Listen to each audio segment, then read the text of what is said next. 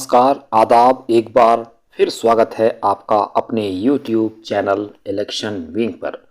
आज हम एक ऐसे समुदाय विशेष के विषय में बात करने जा रहे हैं जो आर्थिक रूप से संपन्न हैं और राजनीतिक दृष्टि से काफ़ी ताकतवर हैं।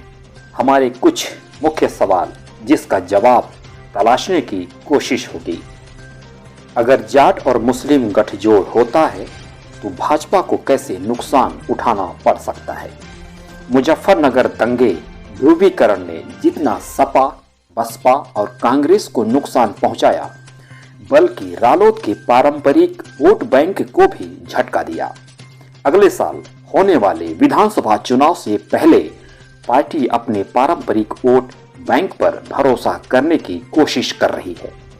अपनी खोई जमीन को फिर से हासिल करने के लिए रालोद का फोकस जाट मुस्लिम एकता पर है।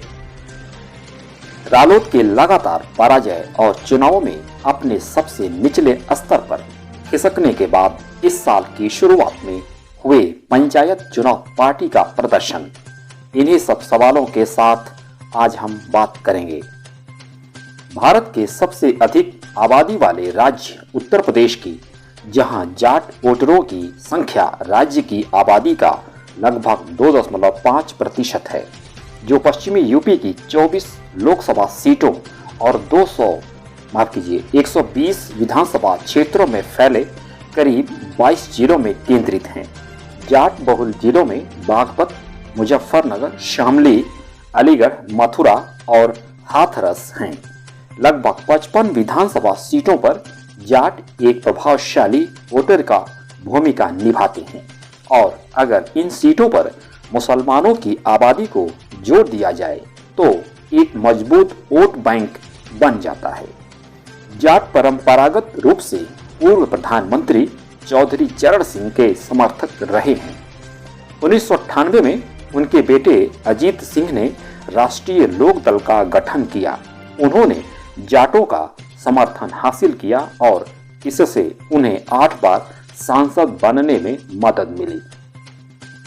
लेकिन 27 अगस्त 2013 को कवाल में छेड़खानी हुई। दोनों तरफ से हिंसा में 2 मुस्लिम लड़कों की मौत के बाद दंगा भड़क गया। घटना ने धीरे धीरे बड़ा रूप ले लिया। उसके बाद मुजफ्फरनगर में लगी दंगों की आग बुझाए नहीं बुझी। हिंसा में 50 से ज्यादा लोगों की मौत हुई और दंगों के बाद जाट मुस्लिम संयोजन रालोद का मूल आधार वोट बैंक विभाजित हो गया और जाटों ने भाजपा को समर्थन कर दिया, जिस कारण अजीत सिंह और उनके बेटे जयंत चौधरी 2014 और 2019 के लोकसभा चुनाव में अपनी सीट हार गए। 2017 के यूपी विधानसभा चुनाव में रालोद ने पश्चिमी यूपी की 120 सीटों में से केवल 1 सीट जीती थी। पश्चिमी उत्तर प्रदेश में एक प्रभावशाली समुदाय जो भाजपा को 2014 के लोकसभा चुनाव में ताहे दिल से समर्थन करने के बाद 2017 चुनाव के पहले चरण का 73 सीटों में भाजपा का वोट शेयर 2012 में मात्र 16% से बढ़कर 2017 में 45% हो गया, जबकि जाट नेता के नेतृत्व में रालोद 11% से घटकर केवल 6% रह गया।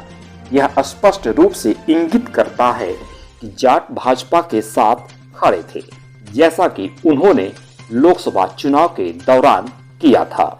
अजीत सिंह की मृत्यु के बाद जयंत चौधरी पार्टी अध्यक्ष बने।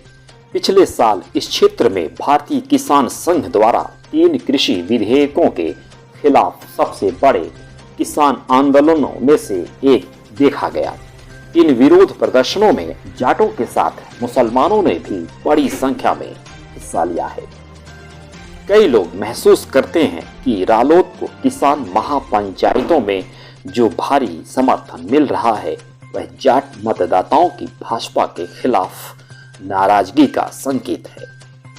मुजफ्फरनगर दंगे ध्रुवीकरण ने जितना सपा, बसपा और कांग्रेस को नुकसान पहुंचाया, बल्कि रालोद के पारंपरिक वोट बैंक को भी झटका दे दिया था।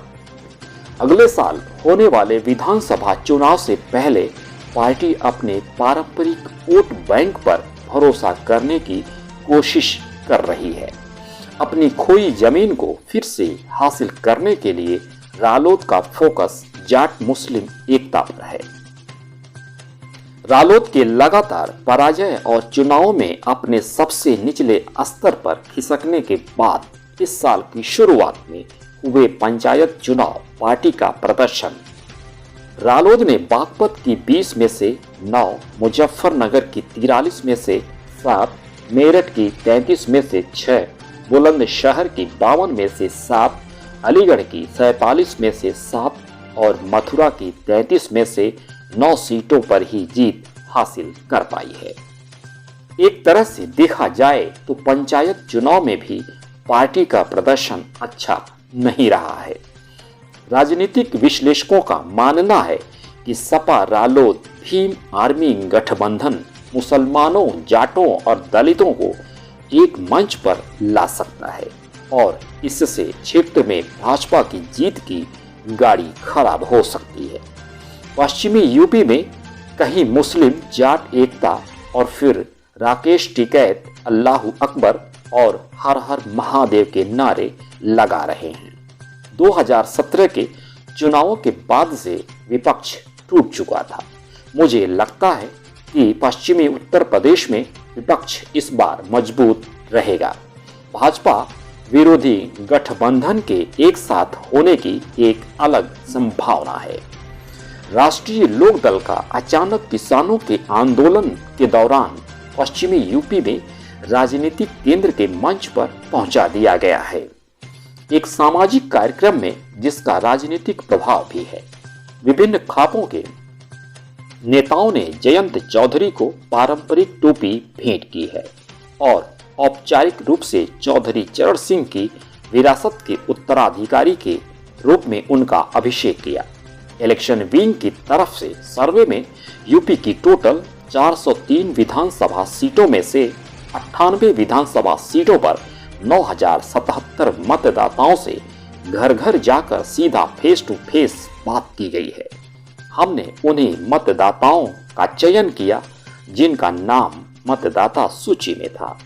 जब हमने सर्वे में जाट मतदाताओं से पूछा कि आने वाले विधानसभा चुनाव में आप किस पार्टी को वोट देंगे, तो करीब 38% मतदाता ने माना कि वो इस बार भाजपा को अपना वोट देंगे, तो वहीं करीब 20% मतदाताओं ने बोला कि वो इस बार अपना वोट सपा को देंगे।